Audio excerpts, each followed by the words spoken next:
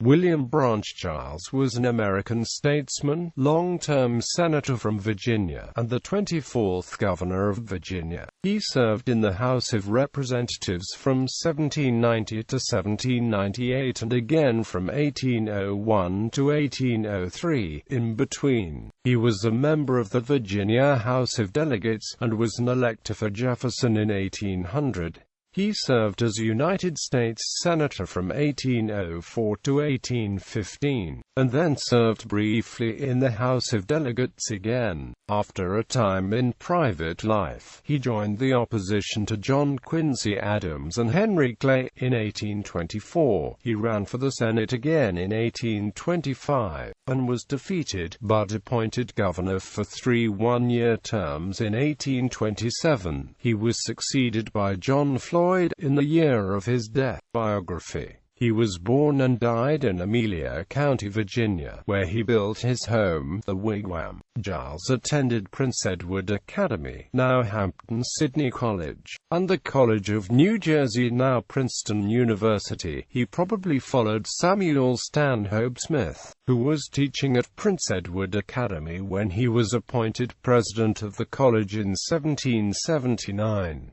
He then went on to study law with Chancellor George Wythen at the College of William and Mary. He was admitted to the bar in 1786. Giles supported the new constitution during the ratification debates of 1788, but was not a member of the ratifying convention. Giles was elected to the U.S. House of Representatives in a special election in 1790, taking the seat of Theodoric Bland, who had died in office on June 1. He is believed to be the first member of the United States Congress to be elected in a special election. He was to be re-elected 3 times. He resigned October 2, 1798, on the grounds of ill health, and in disgust at the Alien and Sedition Acts. During this first period in Congress, he fervently supported his fellow Virginians James Madison and Thomas Jefferson against Alexander Hamilton and his ideas for a national bank. He introduced 3 sets of resolutions in 1793, which criticized Hamilton's conduct as Secretary of the Treasury to the point of accusing him of misconduct in office. He opposed the First Bank Act, the United States and Jay's Treaty. He resisted naval appropriations during the Quasi-War of 1798. In the same year, he voted for the Virginia resolutions in the House of Delegates. After another term in the House, from 1801 to 1803, Giles was appointed as a senator from Virginia after the resignation of Wilson Carey Nicholas in 1804. Giles served in the U.S. Senate, being reappointed in 1810 until he resigned on March 3, 1815. Giles strongly advocated the removal of Justice Samuel Chase after his impeachment, urging the Senate to consider it as a political decision rather than as a trial.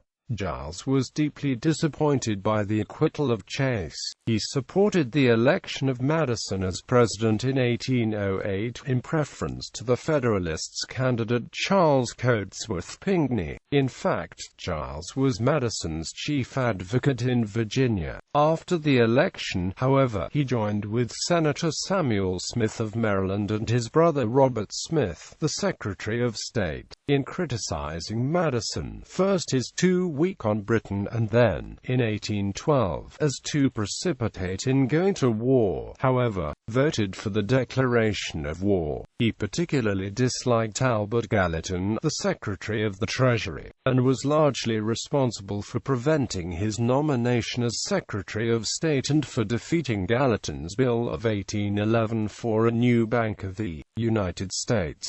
Giles's refusal to accept the General Assembly's instructions led to his rejection at the next poll for a senator. Giles served one relatively uneventful term in the Virginia House of Delegates in 1816 to 1817 and then retired from political office for a time. He, however, published opinion pieces and columns, chiefly in the Richmond, Virginia Inquirer, in which he deplored the era of good feeling as a false prosperity, given over to banks, tariffs, and fraudulent internal improvements. These would centralize and corrupt government and ruin the farmers. He attacked John Quincy Adams and Henry Clay as he had attacked Hamilton, calling them corrupt Anglophiles.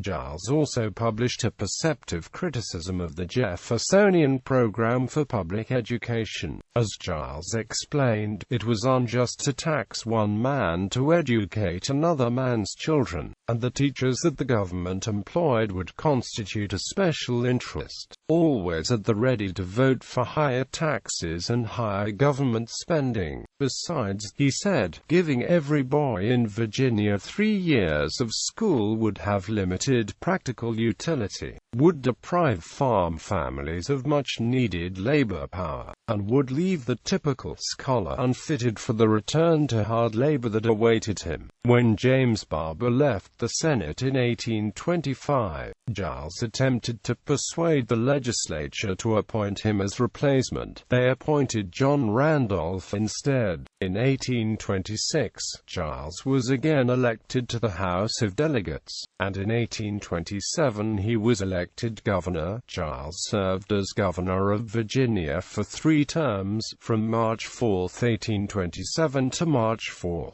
1830. For the governorship, Giles encouraged Virginia's Senator Littleton Tazewell to organize a Southern resistance to the American system of Henry Clay centered on a boycott on Northern manufactures. Tazewell found little support for it among Southern senators. In Giles's last term, he was a member of the Virginia Constitutional Convention of 1829–30. He strongly supported the existing apportionment of the House of Delegates, which gave the eastern counties of Virginia, with a minority of the voters, control of the legislature. He did favor reform of the suffrage requirements. However, Giles also opposed the movement in the convention to strengthen his own office, the governorship. Strong governorships in other states, such as New York, were at the center of political machines kept together by patronage and corruption, he said, and the reason that Virginia had not suffered from those ills was that the governorship in his state was too weak to be worth fighting for. Rather than follow the example of New York, with its party machine, it was better for Virginia to retain George Mason's executive model. Giles lost to some extent, while the governor's term remained short and was still accountable to the General Assembly. The Constitution of 1830 abolished the Privy Council, thus making the governorship a bit more independent. Legacy.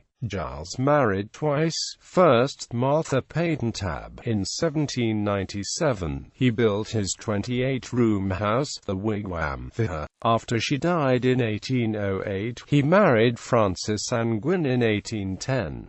His surviving children, 1 son and 2 daughters, appear to have been from the second marriage. Counties in 2 states were named in his honor: Giles County, Virginia, and Giles County, Tennessee. His name also graces a residence hall at the College of William and Mary. The Wigwam was added to the National Register of Historic Places in 1969.